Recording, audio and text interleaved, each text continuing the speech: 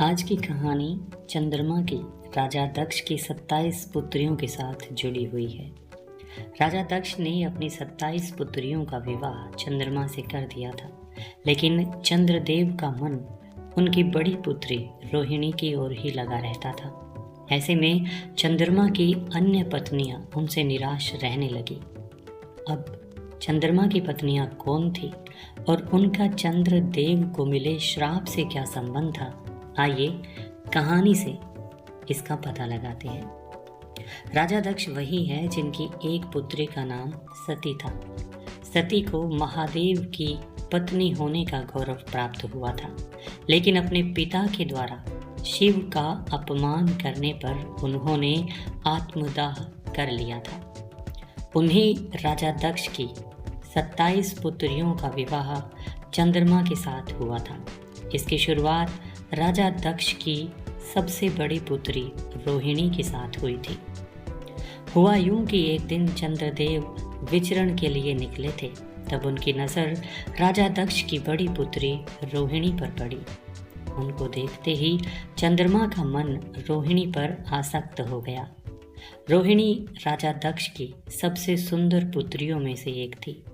दूसरी ओर चंद्रमा की तेज व सुंदरता को देखकर वहां खड़ी राजा दक्ष की 27 पुत्रियों का मन भी उन पर आ गया। चंद्रदेव भी सुंदरता में किसी से कम नहीं थे, जिस कारण उन्हें देखकर भी हर कोई मोहित हो जाता था। जब चंद्रदेव को पता चला कि रोहिणी व उसकी अन्य बहनें भी उनसे प्रेम में आसक्त हैं, उनके प्रेम में बंधी हुई है, तो वे बिना देरी किए राजा दक्ष के पास पहुंच गए। उन्होंने राजा दक्ष की 27 पुत्रियों से विवाह का प्रस्ताव उनके सामने रख दिया। राजा दक्ष यह देखकर आश्चर्यचकित रह गए, लेकिन जब उन्हें अपनी पुत्रियों की इच्छा का भी पता चला तो उन्होंने उन्हें बहुत समझाया। दक्ष के समझाने के बाद भी जब उनकी पुत्रियों ने चंद्रमा से ही विवाह करवाने को कहा तो दक्ष ने भी हाँ भर दी। इसके बाद चंद्रदेव का राजा दक्ष की 27 पुत्रियों के साथ विवाह संस्कार करवा दिया गया। उसके बाद सभी 27 पुत्रियां चंद्रदेव के साथ चंद्रलोक के लिए चली गई। चंद्रदेव की 27 पत्नियों के नाम क्या क्या हैं? चंद्रदेव की 27 पत्नियां कोई और नहीं बल्कि 27 नक्षत्र हैं।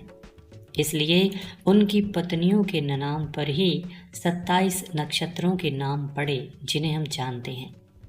ये कौन कौन से हैं?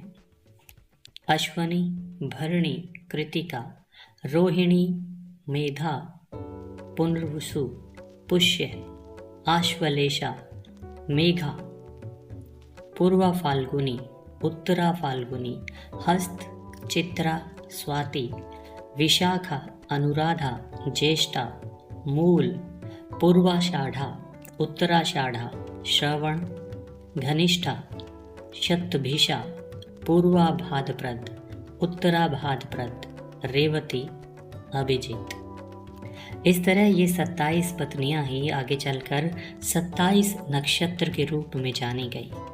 इसमें से चंद्रमा का मुख्य संबंध रोहिणी नक्षत्र से होता है, क्योंकि उन्हें राजा दक्ष की वही पुत्री सबसे अधिक प्रिय थी।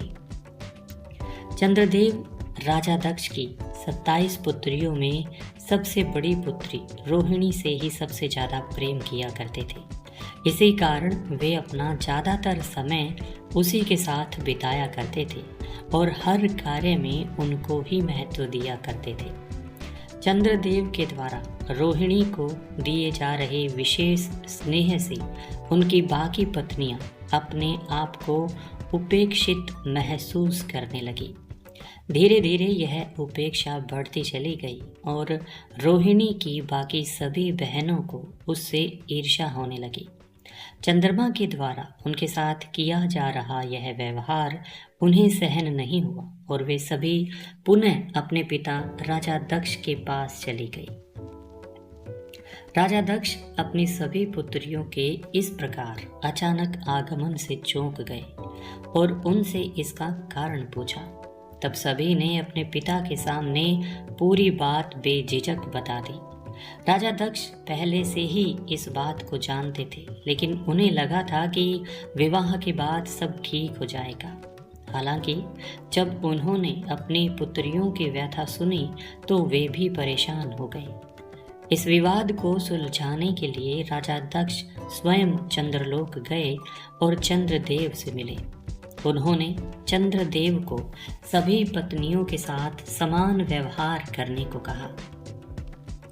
चंद्रमा ने राजा दक्ष की बातों का मान रखते हुए उस समय उनसे कह दिया कि वे आगे से सभी पत्नियों के साथ समान व्यवहार करेंगे। हालांकि चंद्रदेव ने अभी भी रोहिणी के प्रति अपने विशेष स्नेह को नहीं छोड़ा। उनका लगाव अभी भी रोहिणी के प्रति ही ज़्यादा था, जिस कारण बाकी सभी पत्नियों ने फिर से अपने पिता को इसकी शिकायत की। जब राजा दक्ष को चंद्रमा के द्वारा अपनी बात की अवहेलना किए जाने के बारे में पता चला तो वे अत्यंत क्रोधित हो उठे।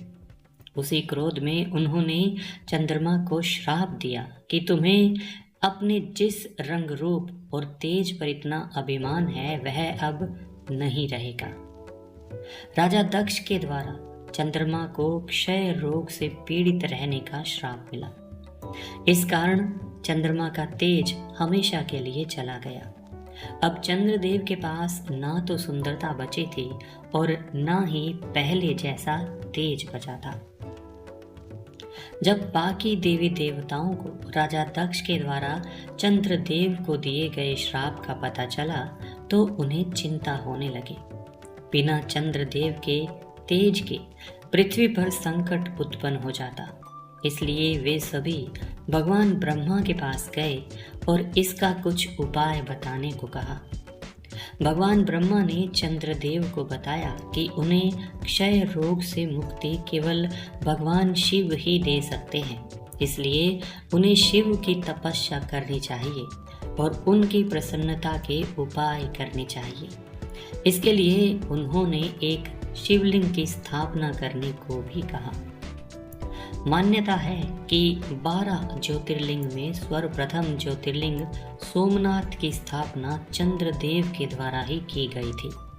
भगवान शिव को प्रसन्न करने के लिए उन्होंने ही गुजरात में सोमनाथ ज्योतिर्लिंग की स्थापना की थी। इसके साथ ही उत्तराखंड के रुद्रप्रयाग में चंद्रशिला पहाड़ी पर भी चंद्रदेव ने शिव की तपस्या की थी, इसलिए ही उसका नाम चंद्रशिला पड़ा। उन्होंने कई वर्षों तक भगवान शिव की कठोर तपस्या की। इस दौरान उनका तेज कम होता गया और महत्व भी। वे क्षय रोग से पीड़ित थे, लेकिन उन्होंने शिव भक्ति नहीं छोड़ी। चंद्रमा की भक्ति व पश्चाताप देखकर भोलेनाथ प्रसन्न हो गए और उन्होंने चंद्रमा को दर्शन दिए। उन्होंने चंद्रमा से कहा कि चूंकि वे राजा दक्ष के द्वारा दिए गए श्राप को पूर्णतया विफल तो नहीं कर सकते, लेकिन वे इसके प्रभाव को अवश्य ही कम कर सकते हैं। इसलिए उन्होंने चंद्रमा के तेज को 15 दिन घटने और 15 दिन बढ़ने का आशीर्वाद दिया और क्षय रोग के प्रभाव से मुक्ति दिलाई। यही कारण है कि आज तक कृष्ण पक्ष में चंद्रमा का तेज लगातार 15 दिनों तक घटता जाता है और अमावस्या को यह तेज पूर्णतया समाप्त हो जाता है। फिर शुक्ल पक्ष में यह तेज 15 दिनों तक बढ़ता जाता है और पूर्णिमा के दिन अपने शिखर पर होता है। इसके साथ ही भगवान शिव ने चंद्रमा को अपनी जटाओं में धारण कर उनके मान सम्मान में वृद्धि की। इसके बाद से ही भगवान शिव हमेशा अपनी जटाओं में माँ गंगा के साथ साथ चंद्रदेव को भी धारण किए रहते हैं। इस तरह से आज हमने चंद्रमा की कहानी को जाना और राजा दक्ष और उनकी पुत्रियों से जुड़ी हुई कथा को भी समझा। एक तरह से ये कहानी चंद्रदेव और रोहिणी की प्रेम कहानी भी कही जा सकती है।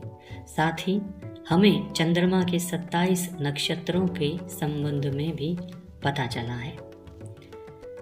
इस तरह की और धार्मिक कहानियों और ग्रंथों के संबंधित कहानियों के लिए आप हमारे चैनल से जुड़ सकते हैं।